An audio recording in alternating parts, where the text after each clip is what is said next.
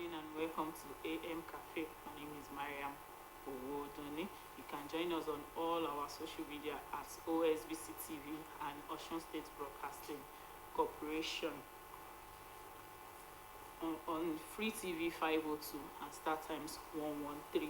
This morning we are discussing farmers and the season, and we have our guest in the studio with us, Farmer Olado Osun. Good morning, sir. Good morning. And thank you for joining us this morning. It's a pleasure to be here. Thank you, sir.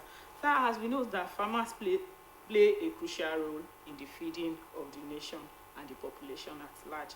And these seasons are changing. Now we are in the dry season and a whole lot is going to be happening. And I know farmers too are going to be facing a whole lot.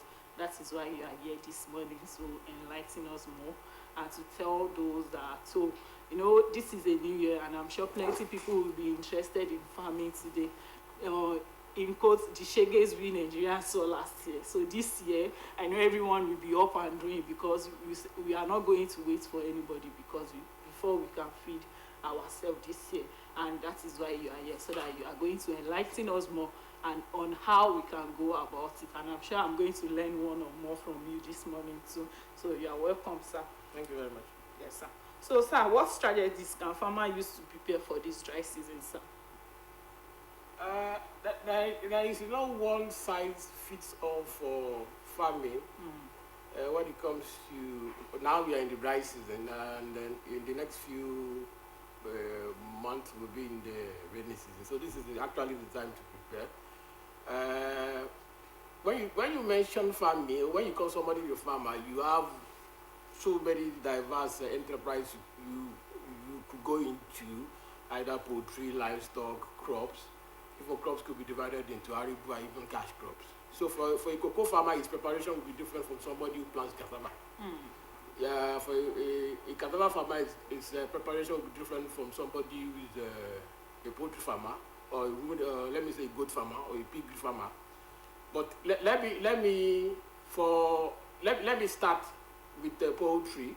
For poultry farmers now, what we are witnessing now is high temperature, dryness of air, and then when you have high temperature and a long number of sunlight, definitely you have rise in temperature, and then it will definitely affect the production of the eggs. If you are dealing with, if you are a layer, if you are keeping layer beds. Even if the same thing for even broiler keepers or even turkey or whatever aspect of poultry you are into. But let me concentrate on those who are into layer beds. For layer beds, you have high temperature, and this affects definitely the amount of feed birds will take. So if you want to mitigate it at this point, what you need to do is to always make your water input very cold. Not at room temperature, a bit colder than what you have at normal water temperature, so that when birds take it, will cool down their temperature. Sometimes can one refrigerate the water? Of course you could. So sometimes they do encourage farmers to even keep ice blocks into water at this point. At the peak, something like around 2, 3, 4, when the temperature is very high for birds, you could keep ice blocks somewhere. Then when the temperature rises, you cannot drop those ice blocks into the water, or even keep the refrigerated water somewhere. You add to their water so that it will cool down. And what else do you do? In the dry season, farmers are also encouraged to plant trees, fast-growing trees around poultry pens, so that it will form shade over the poultry pens. And then when the heat comes, the trees which are taller than the poultry pens will take or create shade over the pen. That is another one. Another one is sometimes they are also advised to increase the protein level in the fields, because at this point birds take because of the heat, they eat lesser than what you have during the dry season, and they drink more. So it's always advised that. So now it's more of water than feed. So if you have water that are cool, you should also have a situation where you pack in more protein content into the feed. So that if you get little, I think the high protein content of the feed will at least adjust to the reduction in the feed. That is one thing. You could also, if you have a hose, or you can have water pumping the facility on the farm, if the temperature gets too high at the peak of the day, you could do a kind of spraying water on the, let me say, the pen roof, poultry pen, so that once the pen cools down, it will drastically reduce the temperature of the in-house beds.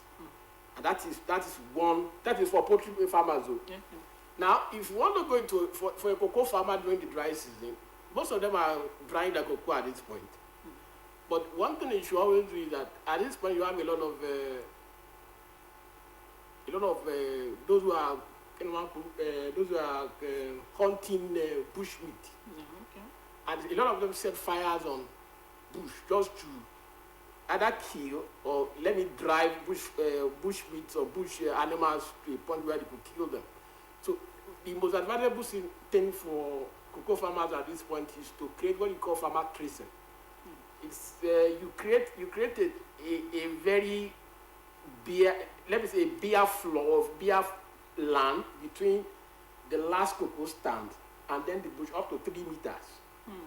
You clear as much as possible that you don't have any vegetation on the floor, so that if peradventure somebody who is hunting bush animals sets fire on the other side of the farm, the fire will not be able to cross into your cocoa farms or let me say cocoa nut farms or even cashew farms once they have a bare floor or a bare ground in between the cocoa farm and then the bush.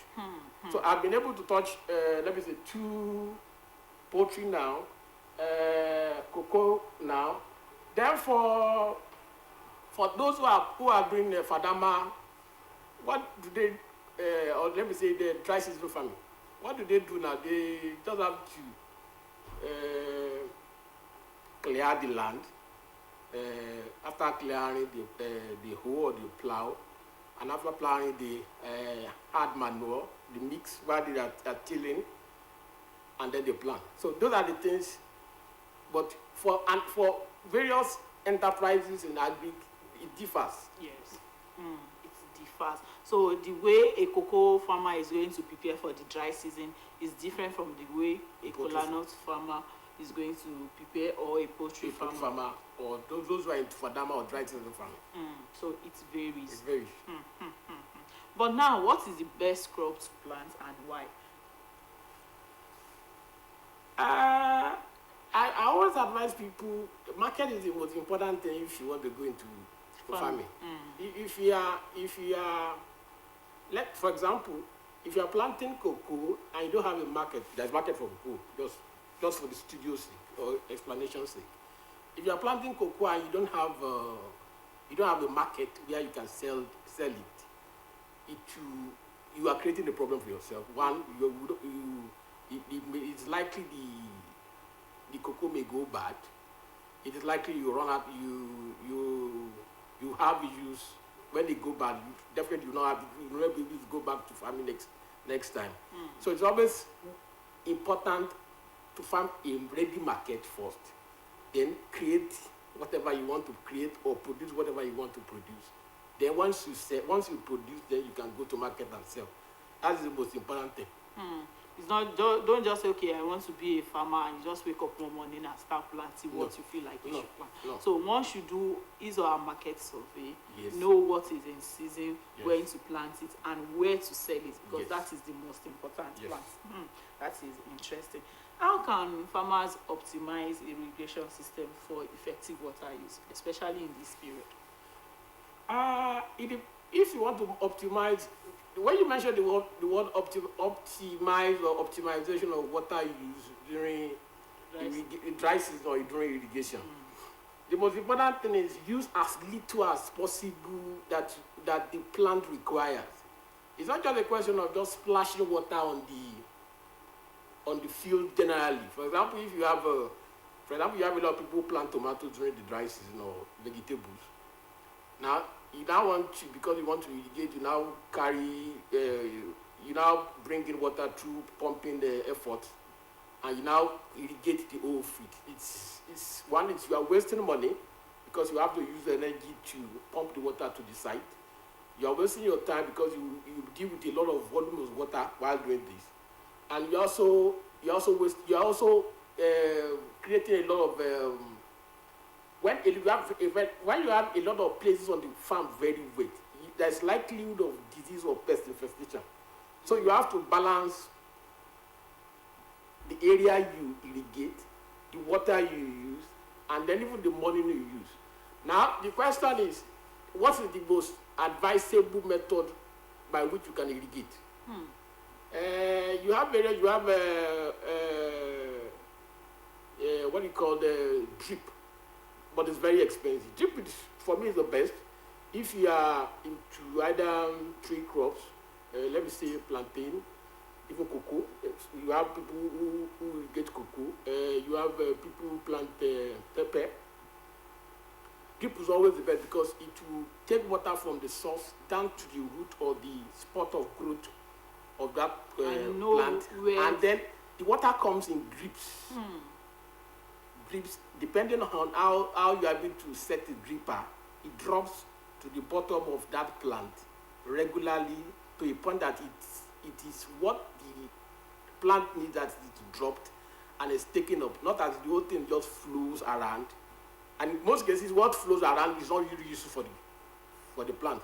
It just goes dried back through what we call the evapotranspiration, dried back into the atmosphere, and that is of no use. And it's gone. So one needs to be very, very careful when it comes to farming. I know farming is very, very interesting, and when you are reaping the reward, it is sweet. But before then, there are a lot of things that one needs to put in place, right? Yes. This is interesting. Now, how can farmers maintain soil health and fertility during the periods of drought? When you are mentioning soil health requires you to have little inputs, or let me say little inclusion of chemical products. Even the so-called inorganic fertilizers we use sometimes creates its own problem. Those industrial fertilizers we use creates its own problem. So the most important thing is, as much as possible, is to one. Then another question you also ask yourself is, what are those things that you have in the soil that makes soil fertile, that makes soil worthwhile for farming? You have a lot of microbes in the soil. So there is need, once those populations of those microbes in the soil are preserved, there is tendency for the health of that soil to grow. So if you want the health of your soil, of your farmland to grow, what are those things you could do to your farmland to make the population, or to sustain the population of soil microbes? One, organic fertilizer, like poultry manure, ruminant or cattle manure, or even goat manure, goat droppings. You can add them to the soil. When you add them to the soil, it creates a lot of, let me say, inputs of food for microbes in the soil to grow. That's one thing. It also includes the amount of, what do you call it, nutrient in the soil, which the soil microbes will feed on. It also had water, and then the organic content, which are the decayed living material part of the soil. It will make them to also increase. And those are the things that make up part of the soil that makes the soil health to also increase. And another thing is, when you are in the dry season now, when you plant, for those who are into pepper and all of that things during the dry season, there's also the need to also mulch.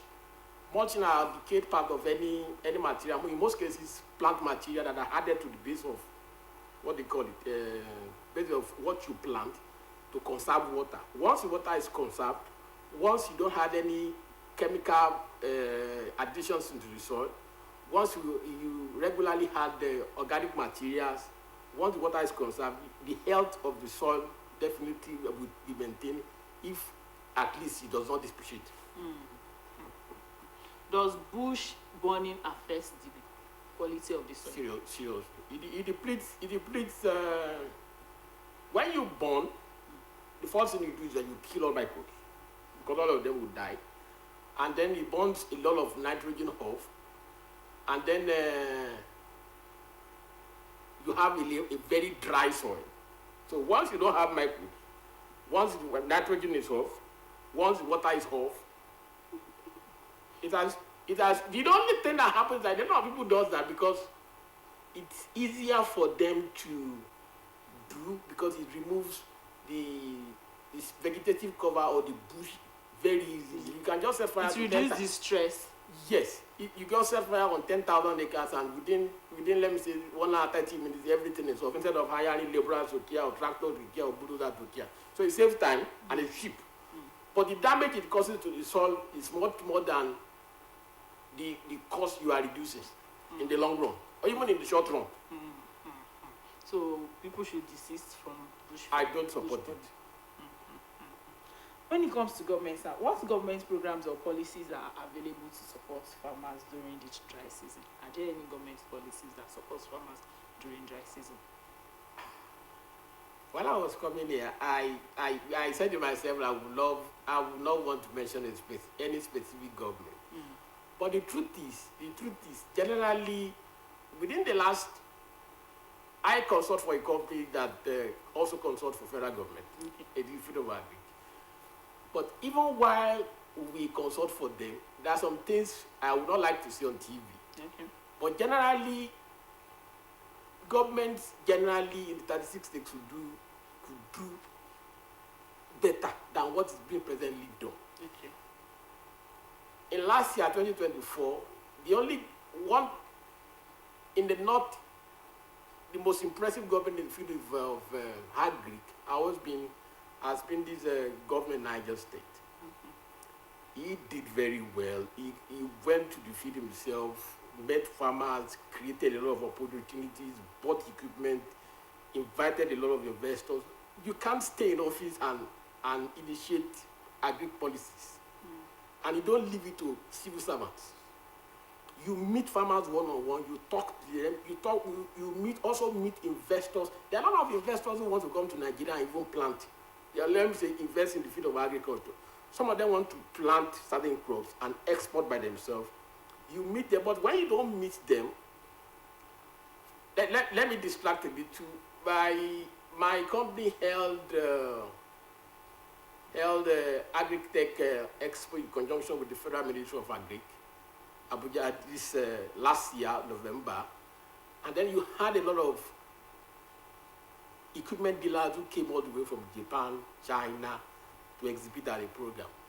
But the funny thing is, we never had, and most of the people who came were private investors, private farmers who came around for the program. You hardly had people from government in the state. And the funny thing is, you asked, maybe we didn't tell them, everybody was informed.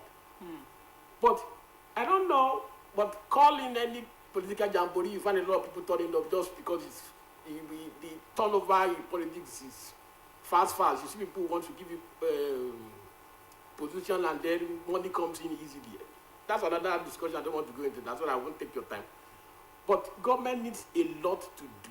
It should be the one-on-one thing. And tech is the in thing now for agri. Yes, that's where. Until we bring in tech, we will not meet what the Westerners or the developers are doing presently. And it's not a difficult thing. You have a lot of companies waiting at the sites, asking government to just invite, and then you roll out some of those things. For example, I can be in my house with my phone, I can know if there is need for me to irrigate my tomato farm this dry season. I can know if 2 or 3 stands is dead that I need to replant. I can be in my farm and through mobile apps, satellite imaging, or digital tools. Yes. But the thing is, government have an average farmer. Most of those who are planting or in the field of agri now are not really big-time commercial farmers who has about 10,000 acres, just like you have in the US or in Europe. Most of them are only into maybe. In most cases, to sustain them. Yes, 50 acres. The most you can have 50 acres, 10 10, 15, 5, some 2.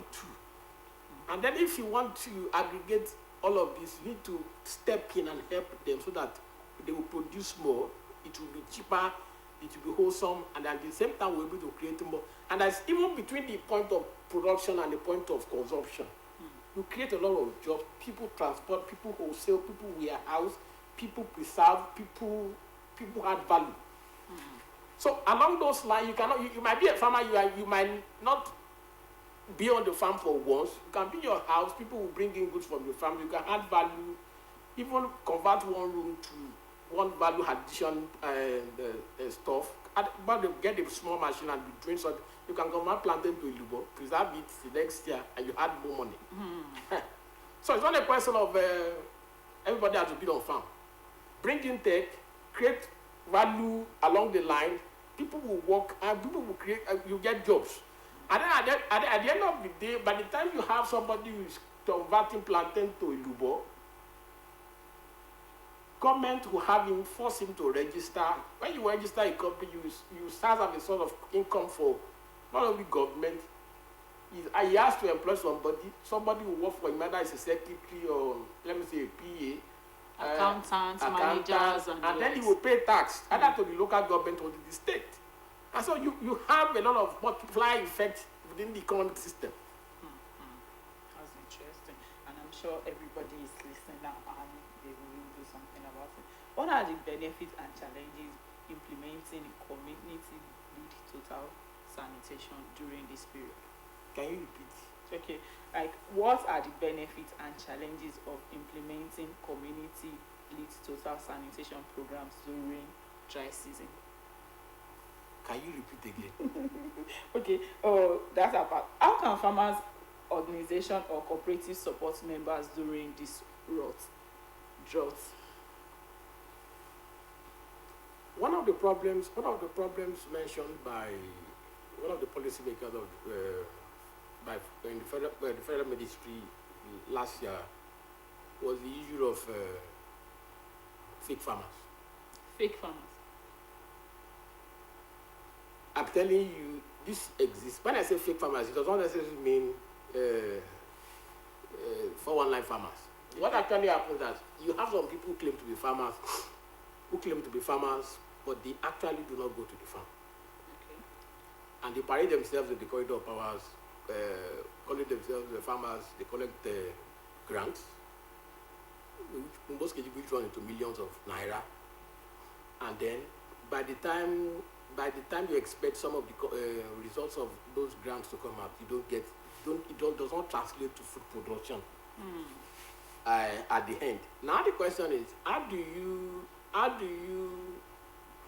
solve those problems? Those problems could be solved through the farmers cooperative and the farmers associations and the farmers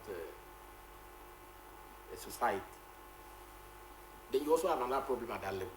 Okay. Majority of the ESCOs, I'm saying it on TV, majority of the ESCOs, in the 36 states, majority of the ESCOs have one directly or indirectly a political connection with the government in power. So I can be the chairman of cocoa producers in Osun, or let me see your state. I might not be doing anything worthwhile in the office, but because I know the governor, or because I know one senator is on my side, I can stay in that office and do whatever I like. And when people come, and leadership, for me, leadership is about creating values for people, creating vision in future times, also in present times. You can just sit down in office and not be doing anything. Your farmers members will have problems, and you just feel as if you are not concerned. And in most cases, you cannot be a leader and you not attend, you not seek knowledge from those who knows it, from those who have researched, from those who have something to offer and even advice. I was asked, okay, during the last Farm Tech Expo, the Federal Ministry of Agri held in Abuja November last year. You had Japanese, Chinese farm equipment manufacturers coming into the country for the first time, coming to sell machines, coming to exhibit their goods.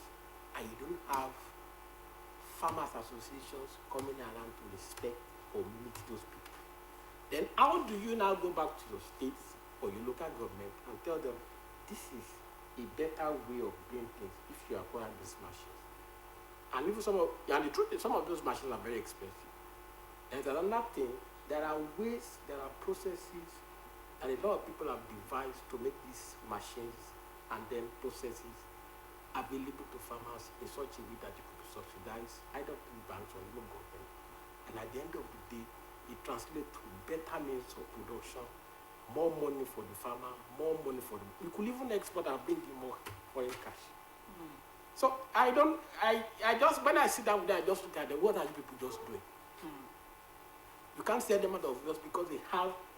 It's not just like when you are running a gangster kind of thing. The moment you make move, you want to remove anyone, poof, it becomes a rowdy thing.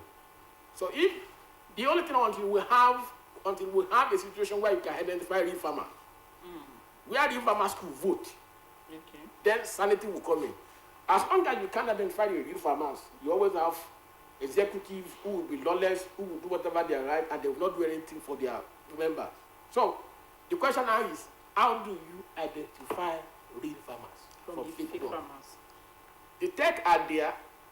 If you have a farmland, the tech can identify if you have a farmland. If that farmland is being cultivated and operated regularly, the tech can know. And whatever you harvest on that farm, the tech will know. If you have pests, if you have irrigation issues, the tech will know. So if I claim to be a farmer, and then I give, let me say I give a land somewhere that I have, a survey should be taken even by phone. You go there and take, and then the tech will now monitor the place, whether there's any farming activity going on that place. And this is obvious because by a server you can know if somebody is farming in the Kotangora, and he claims they have a 100-acre farm in Kotangora.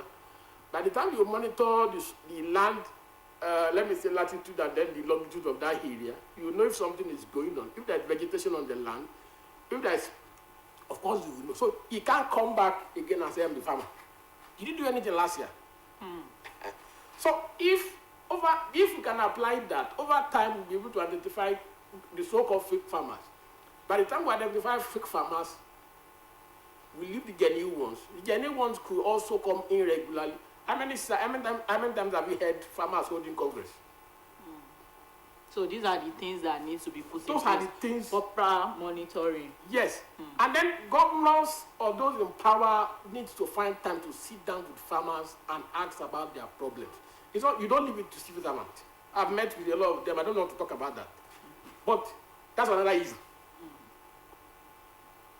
Because if an average, I don't want to say this, an average civil servant, once you ask him to go on the trip, I don't blame them. Extra codes, they want to feel fine, and then they also look for extra money. But in most cases, when you are dealing, I tell people, when you are dealing with agric, you are dealing with a very delicate aspect of our life. It's not even as information, it's even special than information issues, or let me say culture issues. Because if you don't eat, all of us will die. And no one wants to die. So we need to look into that and put the proper monitoring into place. Yes. That is going to be the solution. Yes. Thank you very much, and thanks for joining us this morning, Farmer Oladokun Oshutoko. Thank you very much, sir. Sir, ní èdè tiwambi ẹ bá wa sọ fún àwọn ará ilé nǹkan tí ó yẹ kí wọ́n ṣe lásìkò yìí. Pàápàá jùlọ àwọn tó ń sin ẹdìyẹ, torí àsìkò Kérésìmesì tó kọjá yìí amòye tí wọ́n ta ẹdìyẹ ní ọjà. Mo ti ń rí táwọn èèyàn ti ń sọ pé lọ́dún yìí o àwọn gan àwọn máa sin tiwọn ni. So àwọn tó wá fẹ́ sìn nílé ẹ bá mi gbà wọ́n nímọ̀ràn àwọn nǹkan tó yẹ kó ṣe àtàwọn nǹkan tí ò yẹ kó ṣe. Ẹ káàárọ̀ gbogbo ilé léwédò láti wá sórí ètò yìí. Inú ẹ̀rọ la wà yìí fún àwọn tó ń ṣe ọ̀gbìn adìyẹ oríṣiríṣi nǹkan ló máa ń yọjú. Ìkíni ni pé ooru máa ń mú. Tóru bá dẹ̀ ti mú, ó ní àwọn ọwọ́ kan tó máa ń yọ lára adìyẹ àwọn kan ní pé tí òru bá ti mú tí gbogbo kílé adìẹ gbóná nǹkan tó máa ń kọ́kọ́ ṣẹlẹ̀ sáwọn adìẹ di pé oúnjẹ tán máa jẹ akérésì tán lè jẹ tán jẹ ń gbà òjò omi náà máa mú jù.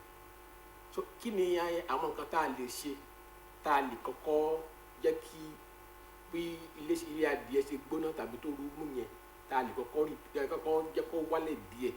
Àkọ́kọ́ di pé omi tá a máa fún wọn láyé àsìkò yá jẹ́ pé omi tó dẹ́ pé á tutù èso omi tó dẹ́ pé agbé kíní agbègbè ẹ̀ sí gbangba ta tó dẹ́ pé dúdú ni àwa ti gbóná nùrùn ẹ wà tó fún olómi tó gbóná ilé ń gbóná tó wá rọ omi gbígbóná sínú adìẹ ẹyin wọn á tó fẹ́ pé adìẹ tó ń jẹ ni àbí tó fẹ́ pé adìẹ àwọn alábọ̀padì tó ń pè Yorùbá Òyìnbó ń pè ní bọ́ìlà á máa rẹ̀ wọ́n ni wọn à ní jẹun oúnjẹ tó máa jẹ lásìkò akéré tó wá jẹ́ bọ́ìlà ní àfẹ́tì á ṣe sábàbí sí bí wọ́n ṣe ń dàgbà bọ́n ṣe ń lé lára sí tó bá jáde ẹ tó ń yé ni á ṣe bá sábàbí sí ẹyin tá máa yé ṣùgbọ́n kí la lè ṣe ẹ wá tẹ bá jẹ́ pé n tó súnmọ́ ọ̀pọ̀lọpọ̀ fún àwọn àgbẹ̀lájẹ tó dẹ́ pé irú gbóná wà tẹ́ ẹ bá rí ibi tó dẹ́ pé múlẹ̀ wá bá yín ra bíi blọ́ọ̀kì yìnyín wá láti gbòòrò lẹ́ẹ̀kọ̀ọ̀kan ẹ máa ju blọ́ọ̀kì tútù sínú